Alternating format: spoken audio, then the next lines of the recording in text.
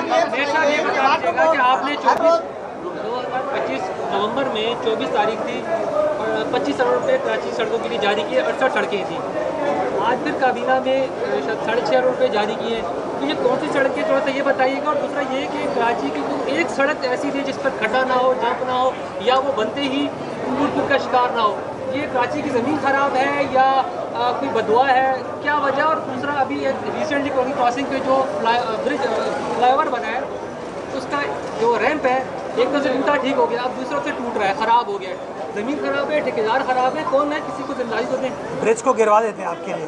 मैं रैंप की बात करूँ। देखिए प्रॉब्लम सिर्फ ये कभी कभार शायद देखने का तरीक़ेकार शायद सही नहीं होता। देखिए कभी भी आप कोई इंजीनियरिंग काम करते हैं उसके अंदर कोई फ्लॉ आता है, उस फ्लॉ को आप रेक्टिफाई करें। आप ये नहीं कहेंगे जो लोग बारिश के बाद कई कई दिन तक मैसूर हो जाते थे, वो अपने इलाके से नहीं निकल पाते थे, आज उस कोरंगी कॉजवे ब्रिज की वजह से 2 मिनट के अंदर उस नदी को क्रॉस कर लेते हैं। तो अगेन उसके अंदर कोई ऐसा इशू नहीं है। कोई अगर कोई नोक पलक ठीक करनी होगी उसको एड्रेस कर लिया जाएगा। जो आज काबीना ने जिस चीज़ की मंजूरी दी है ये वही सड़कें जिसका ऐलान मैंने किया था 24 नवंबर को। जी, या प्रोसेस हमारा ऐसे, मैं क्या करूं। अगर प्रोसेस फॉलो ना करे जमातियों की तरह तो फिर आप सवाल जवाब करते हैं, उनसे तो नहीं करते, हमसे करते हैं। 24 तारीख को नवंबर में या दिसंबर में मैंने वज़ीर आला सिंध से इस बात की मंजूरी कराई। उसके बाद जो प्रोसेस है उसका फॉलो होने में इतना टाइम लगा। अब उसका काम स्टार्ट हो गया तो हम काबीना के पास गए कि हमें पैसे रिलीज़ कर दें, तो 6.5 अरब रुपए की मंजूरी पैसों की आज दी गई है। तो ये प्रोसेस में इतना टाइम लगा। सड़कें वही हैं। अच्छा, अभी हर सड़क की 6 महीने की वारंटी होती है। अभी हमने सड़क बनाई है बलोच कॉलोनी एक्सप्रेस वे। आपने कहा ना एक सड़क बताओ, तो जाके उसको देख ले, उसके अंदर कोई गड्ढा नहीं है। अब अगर कोई शरारत में आके गड्ढा कर दे उसके ऊपर, हमारे शहर में शरारत का बड़ा मसला है। लोग मुर्तज़ा वहाब को शायद फेल नहीं करना चाहते, पीपल्स पार्टी को नहीं, लोग शहर कराची को फेल करना चाहते हैं। और मैं बता दूं कि मैं उन लोगों को शहर कराची को फेल नहीं होने दूंगा।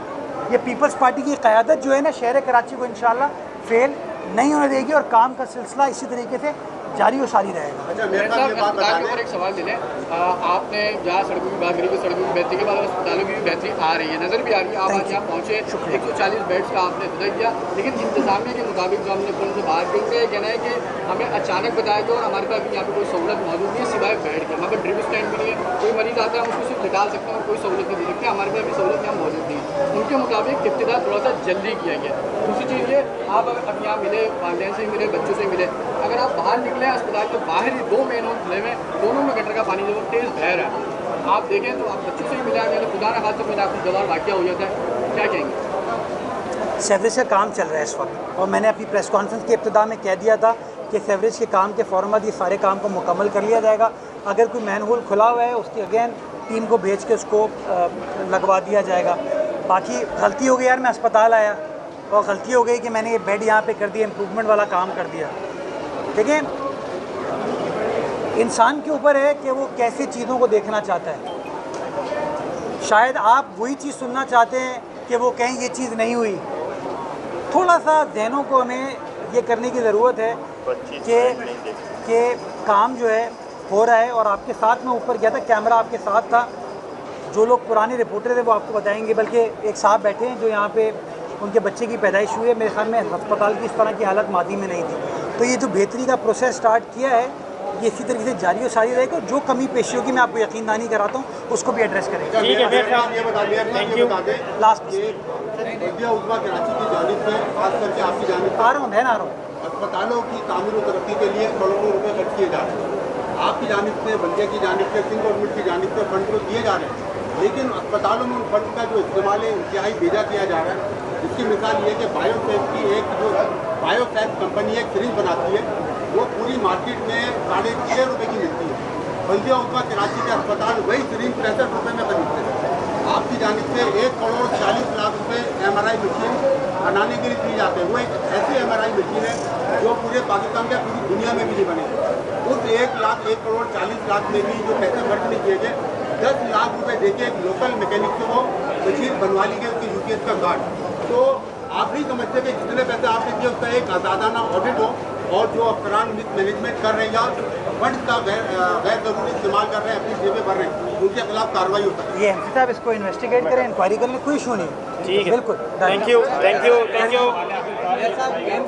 केएमसी ने बसेस की रिनोवेशन कराई थी, वो अभी तक धूप में खड़ी है, उनका इस्तेमाल कब होगा?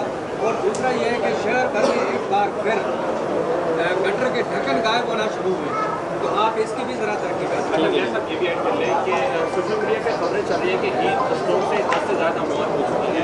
ये कराची की इंतजामिया ने कोई हीट स्ट्रोक कैंप जो है वो लगाए गए हैं कि हीट स्ट्रोक कैंप्स शहर भर में लगाए गए हैं, केएमसी ने भी लगाए, टाउन्स ने भी लगाए, ज़िला इंतज़ामिया ने भी लगाए।